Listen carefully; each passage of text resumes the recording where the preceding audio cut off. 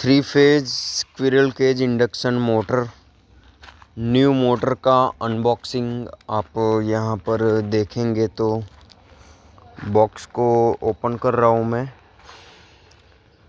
Three phase squirrel cage induction motor, new motor है, आप देखेंगे। हैवी ड्यूटी में यूज़ होती है ये।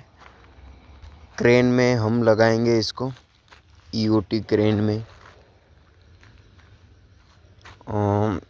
देखिए आप कि यहाँ पर मोटर, ये देखिए थ्री फेज इंडक्शन मोटर है ये। मैं आपको इसको पूरा खोल के दिखाता हूँ कि मोटर में आप देखिए। मोटर को पहले माउंट कर दिया, उसके बाद मैं आपको दिखाऊंगा ताकि प्रॉपर पूरा नेम प्लेट आप पढ़ सके। देखिए यहाँ पर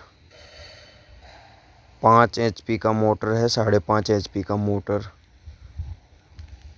देख लीजिए आप, इस प्रकार का मोटर है अपना। कुछ बॉन्फिग्लियोली का मोटर है।